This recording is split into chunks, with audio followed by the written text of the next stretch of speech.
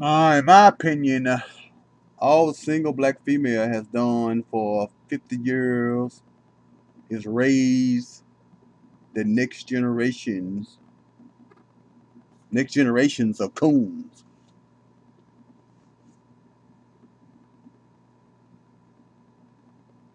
Listen to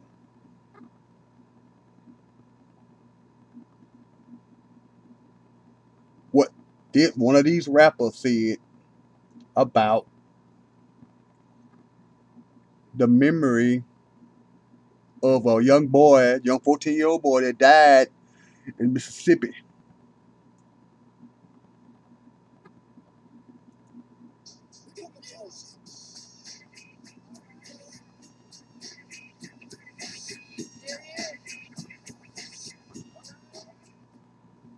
Voir dire here, video response to Mr. Superboy 222. Lil Wayne disrespects Emmett Till, 14-year-old boy, 1955, beat to death for supposedly whistling to a white woman in Mississippi, down south, Jim Crow, 1955, beat to death. Gruesome. Lil Wayne decides in a song with Future called Karate Chop. It's the remix, Future and Lil Wayne. For some out of the whack reason, Lil Wayne decides to make a lyric, beat the pussy up like Emmett Till. I'm gonna let you listen to it. Yeah, about to put rim on my skateboard. Yeah, beat the pussy up like Emmett Till. Let's listen to that one more time so you can hear it clearly. Yeah, about to put rim on my skateboard. Yeah, beat the pussy up like Emmett Till. Yeah. One more time so you can hear it. First of all, it doesn't even make any sense because you're talking about having sex and how you're going to, I guess, beat the pussy up. How does beating the pussy up to killing somebody because they're black and whistling at a white female in 1955 have anything to do with beating the pussy up while you're having sex? I mean, and this is and my thing is, I've been talking about the coonish behavior in hip hop and music and how pathetic Lil Wayne is. I've been saying this for the past 2-3 years. Everybody was looking at me like, oh, Gia, you're a hater. You're a hater. Really, I'm a hater. Here he is disrespecting someone who was murdered gruesomely. It's Black History Month on top of that. And to put the hurt over is the fact that Lil Wayne is quote unquote a black man, a black male, a black rapper. So that's cooning and stepping and fetching. Listen to it one more time because I just want you to hear how pathetic today's rap is. I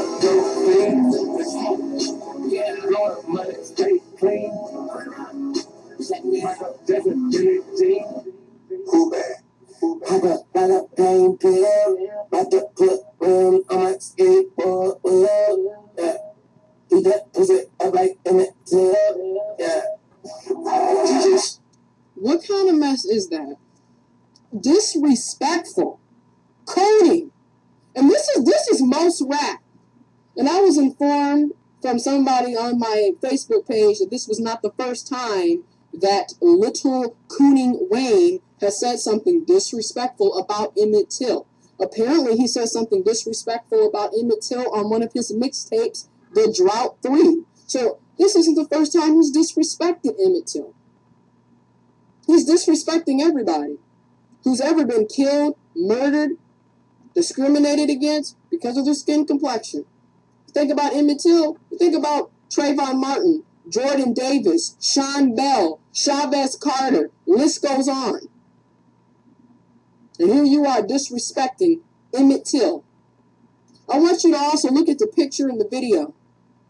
You got Lil Wayne looking pathetic, but I want you to look at that picture of Emmett Till.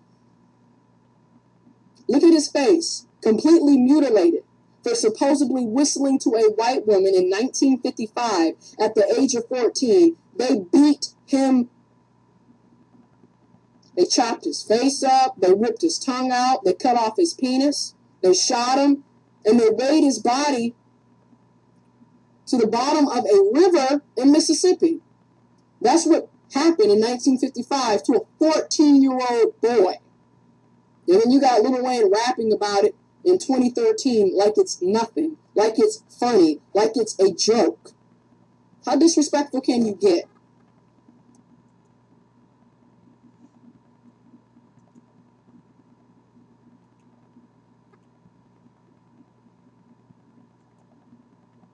And see, that's why the black community is so messed up like it is.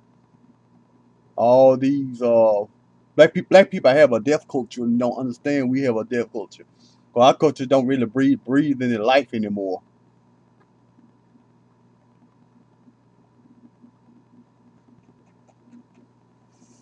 All it really breathes out is death.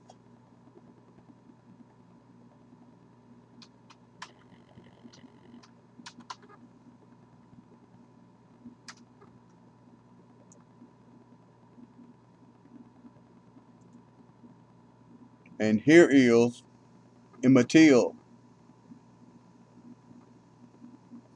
I know the one thing we did right was the day we started to fight. Keep your eyes on the prize. Oh Lord. Keep your eyes on the prize. Oh Lord.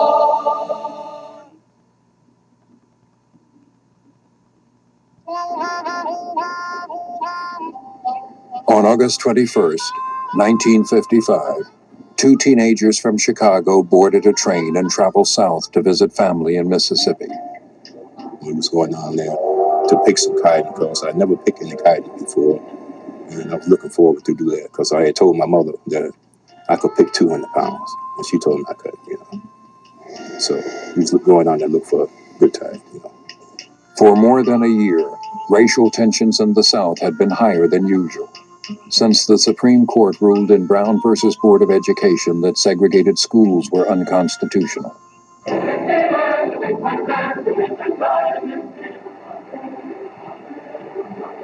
The decision touched a raw nerve in the white South, and many organized to preserve white supremacy.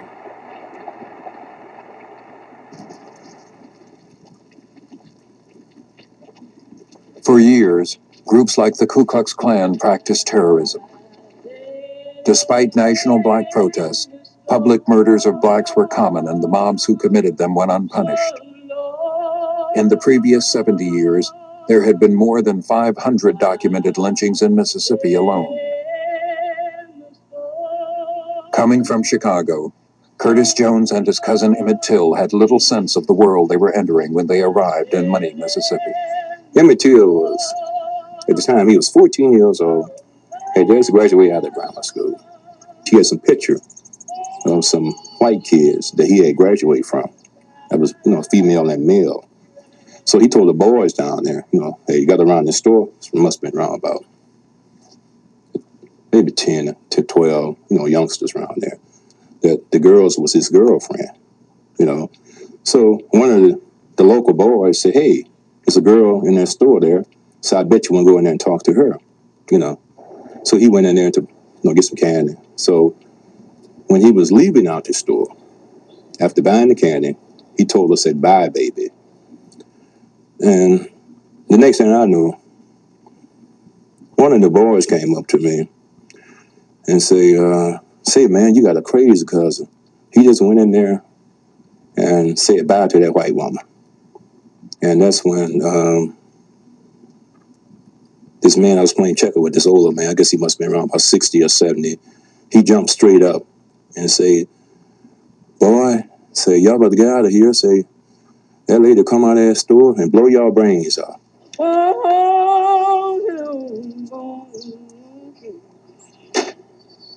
This is Mose Wright. I am the uncle of Emmett Lewis Till.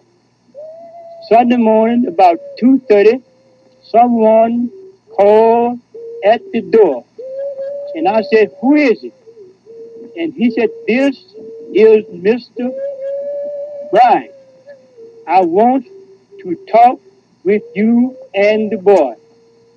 And when I opened the door, there was a man standing with a pistol in one hand and a flashlight in the other hand. And he asked me, did I have two boys there from Chicago? I told him I have. And he said, I want the boy that done all that talk. They marched him to the car and they asked someone there, was this is the right boy? And the answer was, he is. And they drove towards money. 4 days later, Emmett Till's body was found in the Tallahatchie River. The body was so badly damaged that we couldn't hardly just tell who he was. But he happened to have on a ring with his initials. And that cleared it up. The body was shipped home, back north to Chicago, where Mamie Till Bradley insisted on an open casket funeral. So all the world can see, she said, what they did to my boy. Oh, pilgrim of sorrow,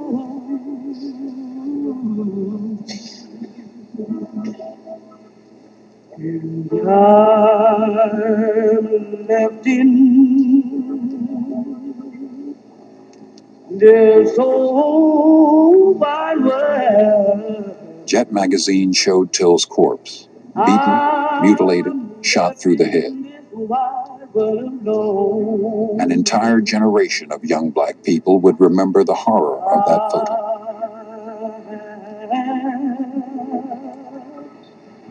No, for tomorrow.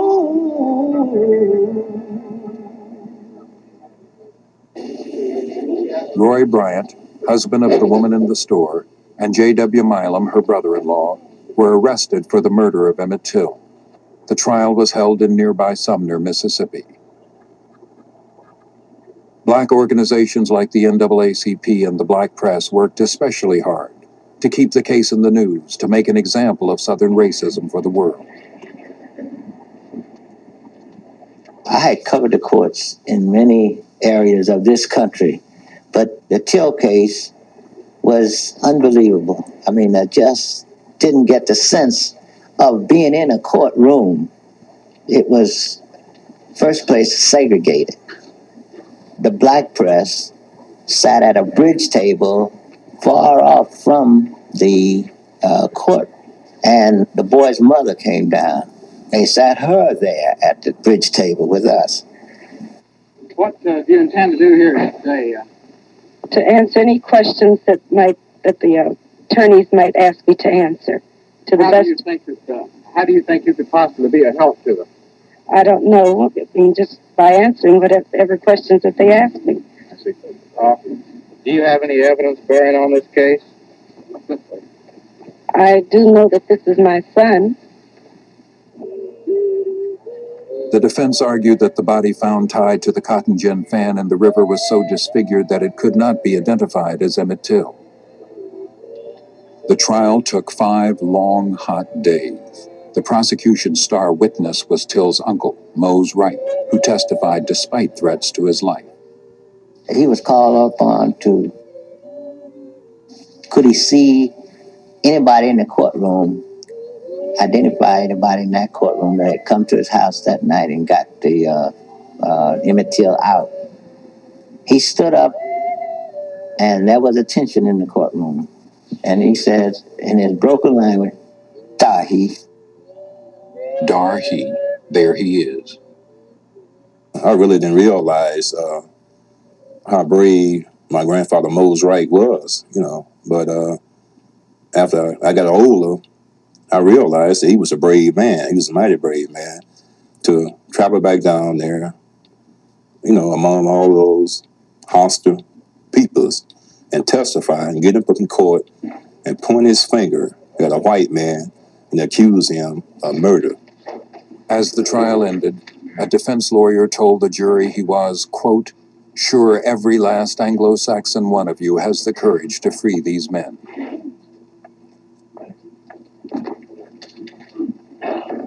It took the jury an hour to find the men not guilty.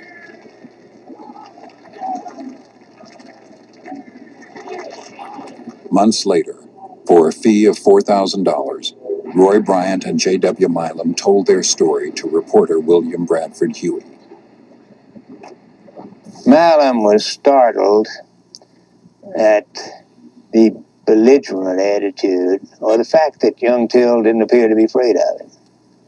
Now, he'd gone and gotten him out of bed and had him in the back of a truck, and young Till never realized the danger he was in. I'm quite sure that he never thought these two men would kill him.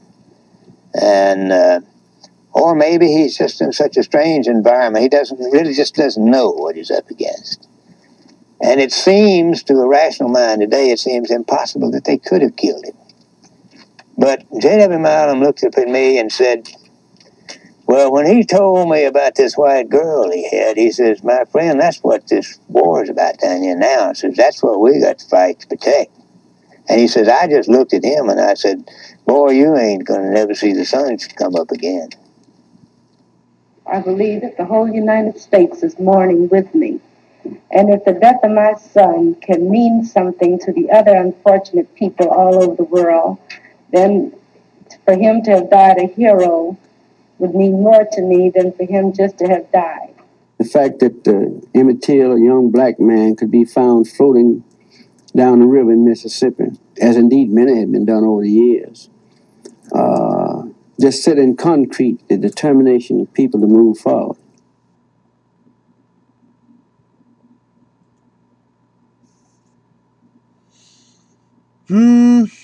That's what I'm saying about the hip-hop industry. It ain't ran by black folks. It's ran by Zionist European Jews. So y'all need to stop buying that shit.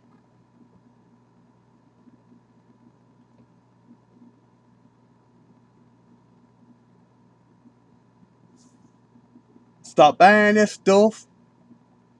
Stop supporting the people that's really keeping you oppressed.